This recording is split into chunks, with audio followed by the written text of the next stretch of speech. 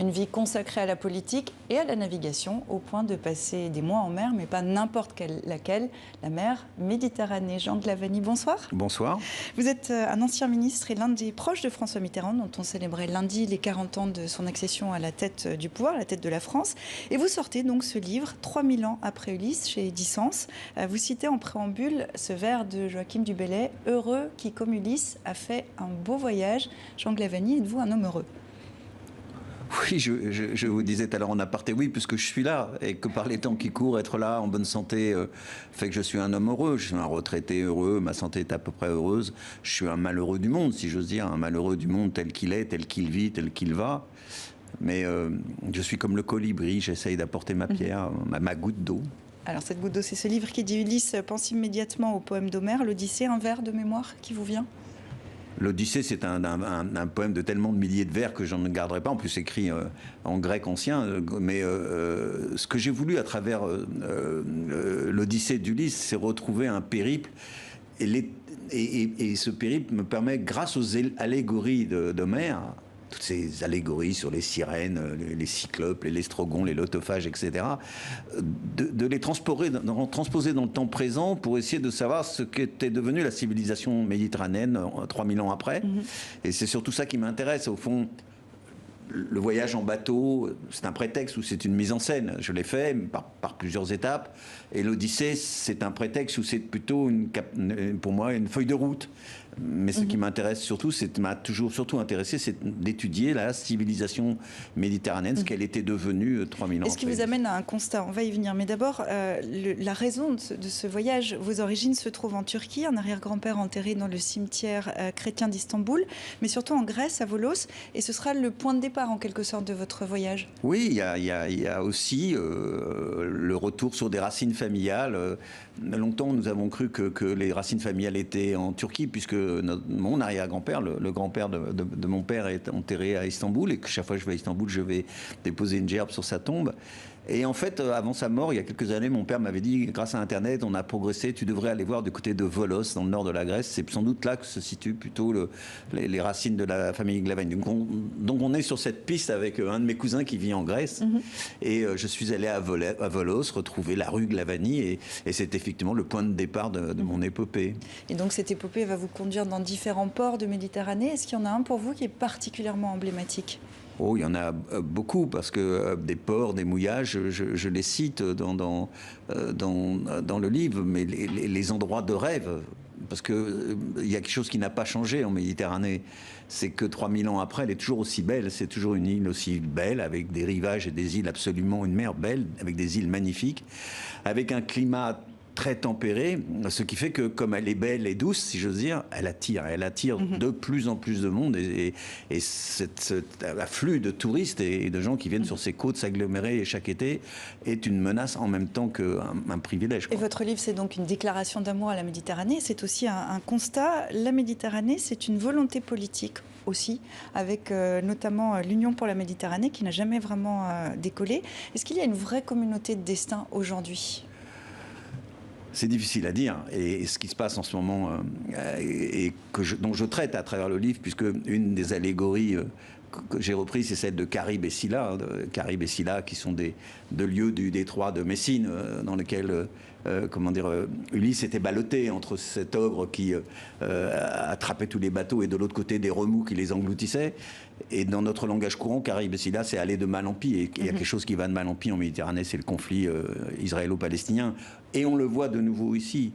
Et donc, effectivement, ce cri d'alarme, c'est un cri d'alarme pour la paix. Et au fond, ce que j'essaye de mettre en valeur, c'est que ce qui a changé le plus radicalement en 3000 ans, c'est l'apparition des grands monothéismes, des trois monothéismes, et l'apparition de trois grands monothéismes qui sont à la fois voisins, nés au même endroit, à Jérusalem, voisins, concurrents et adversaires et voire ennemis à travers leurs intégrismes. Et ces intégrismes religieux sont, on le voit encore tous les jours aujourd'hui, des empêcheurs de faire la paix en Méditerranée, et donc des empêcheurs de répondre à votre question, c'est-à-dire de faire naître une communauté de destin. On voit que les points de crispation sont nombreux, il n'y a pas que le conflit israélo-palestinien. Mais enfin, c'est le principal.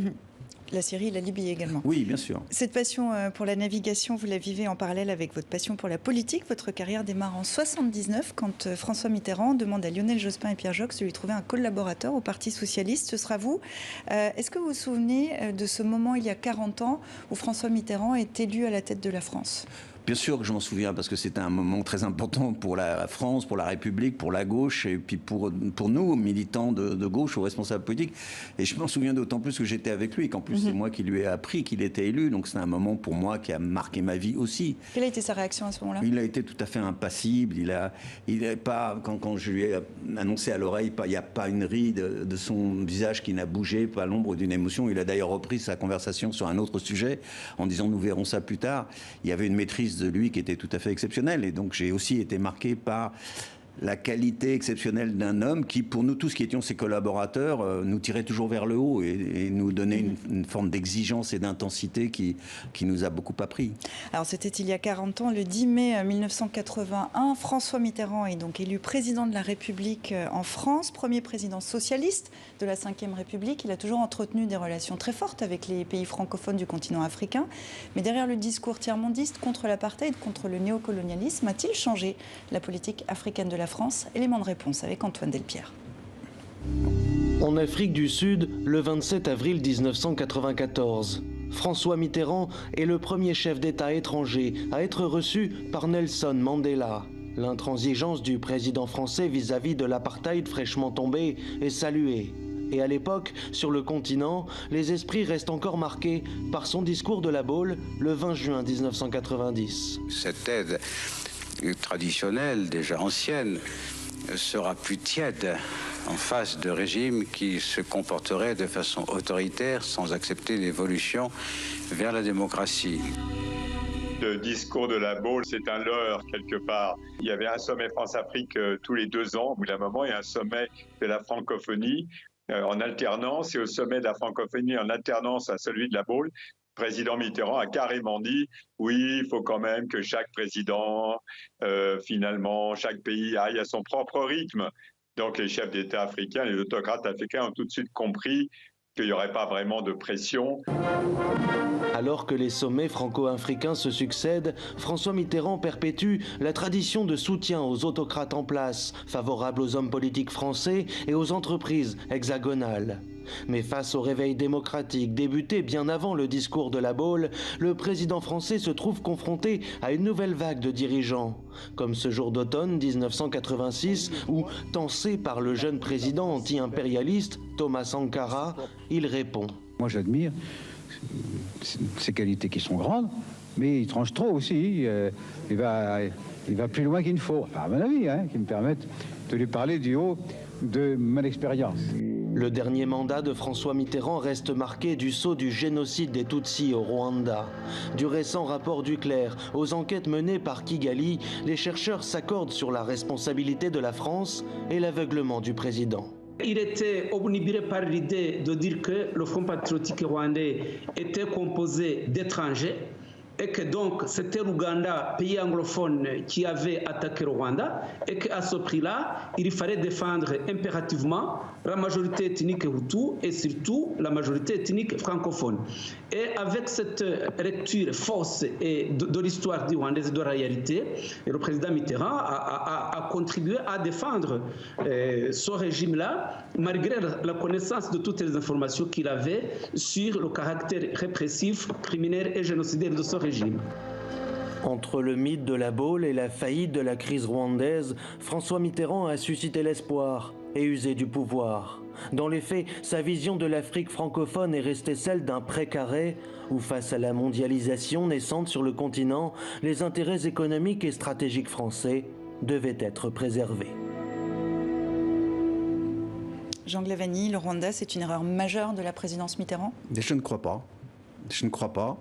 Je voudrais qu'on essaye de parler de ça avec la distance et la sérénité nécessaire, la gravité aussi, parce qu'au fond, un génocide, 800 000 morts, c'est suffisamment épouvantable pour l'humanité pour que on regarde les choses avec la sagesse nécessaire et la lucidité nécessaire. Or, c'est le rôle de ces rapports qui sont en train de sortir. Oui, mais ce ne sont que des rapports qui font comment dire, progressé sur certains points de la connaissance, mais qui sont loin d'être le bout de l'histoire, si j'ose dire. Parce qu'il y a encore des archives qui n'ont pas été ouvertes. Je ne comprends pas d'ailleurs pourquoi dans le rapport Duclerc, on n'a pas ouvert les archives de l'Assemblée nationale. Je voudrais bien connaître quelles sont les archives de l'ONU, celles des USA. Car au fond, dans cette affaire, et c'est ça le fond du problème, il y a beaucoup d'anathèmes qui sont jetés sur Mitterrand parce que maintenant, on ne peut plus débattre. Vous avez sûrement remarqué, y compris sur ce plateau, le débat politique se déplace sur l'excommunication, l'anathème, l'accusation, la violence des propos. Et on ne peut plus regarder les choses sagement. Alors qu'est-ce que vous dites, vous, sur le Rwanda ? Je ne peux pas le dire en 1 minute, ni en 2, ni en 3. Ce que je voudrais juste essayer de faire comprendre à nos téléspectateurs, c'est que 800 000 morts, on pourrait parler de responsabilité des uns et des autres, mais à condition qu'on en parle avec... Par exemple, je suis maître de conférence à Sciences Po, je parlais avec mes étudiants cette année de ce propos incroyable de Primo Levi qui, sortant des camps de concentration, sortant d'Auschwitz, disait dans une de ses correspondances, nous avons dû reconnaître cette part de responsabilité qui était la nôtre, puisqu'Auschwitz et la Shoah, c'était le produit de l'humanité et nous sommes des hommes. Si c'est de ça qu'il s'agit, c'est-à-dire parler de notre responsabilité, alors on peut aussi parler de la responsabilité de la France. Mais la responsabilité de la France, sans parler de la responsabilité des autres. La France, au moins, elle a essayé. Elle a essayé d'abord de faire la paix entre les Hutus et les Tutsis, 1 an avant le génocide, à Arusha, dans des accords que la France a imposés et qui protégeaient les Tutsis. Et elle a essayé avec une force d'interposition. Pardonnez-moi, est-ce que la France a été aveugle ? Parce que c'est un peu ce qui est reproché. Je ne le crois pas, et vous avez qu'écouter M. Balladur, M. Juppé, qui eux disent, pas comme se font certains énervés, excités, qui disent c'est le plus grand scandale de la Ve République, que c'est Mitterrand et lui seul qui s'aveuglait, etc., qui disent non, que c'était une décision partagée en cohabitation. Et la France a essayé, avec cette force d'interposition, qui certes est arrivée tard, mais qui a évité des dizaines de milliers de victimes, tout le monde le dit. Mais quelle responsabilité des autres, de ceux qui ont fait tarder la décision, de l'État, dit le rapport Duclerc, de ceux qui ont fait tarder le feu vert de l'ONU pour cette décision, des États-Unis et bien d'autres. Quelle responsabilité de la Belgique, car on oublie que le Rwanda n'était pas une colonie française, c'est une ancienne colonie belge. Et quand les Belges sont retirés de la force multinationale qui avait succédé à la France en 93, personne ne met en cause la responsabilité de la Belgique. Donc, notre responsabilité à nous tous, les hommes qui avons vécu ce drame épouvantable, oui, mais qu'est-ce que c'est que cette manière de mettre toujours en cause les gens avec violence, avec accusation, sans avoir de sagesse, sans avoir de recul? C'est pas la fin de l'histoire. Vous verrez que quand on aura d'autres archives, vous verrez que les gens découvriront des choses qu'aujourd'hui les accusateurs taisent trop volontiers. Jean Glavany, on arrive au terme de cet entretien. Vous étiez le chef de cabinet du président de la République, de François Mitterrand. Est-ce que ça fait de vous aussi le gardien de ses secrets ? Non, je ne me sens pas gardien de secrets, même s'il y a des choses que je sais que je ne raconterai jamais. Mais bon, d'abord, il y a de moins en moins de secrets sur la vie de Mitterrand et sur son passage au pouvoir ou sa vie personnelle. Les choses se dévoilent peu à peu. Ça fait de moi un homme fidèle, non pas à Mitterrand, mais fidèle à moi-même, parce que nous avons vécu, nous, autour de lui, une aventure humaine collective dont il était le chef de file, mais personne ne nous y a forcé. Et donc je suis fidèle à cette période parce que je suis fidèle à moi-même. Mais je vous le répète, c'était une aventure collective qui a évidemment des réussites et des échecs, qu'il faut regarder avec lucidité, avec sagesse, mais pas dans l'anathème et dans l'excommunication. Il y en a marre de cette violence verbale. J'espère que ça n'a pas été le cas ici. Je rappelle le titre de votre livre, 3000 ans après Ulysse, Jean Glavany. Merci beaucoup d'être venu sur le plateau de 64 minutes. Merci à vous.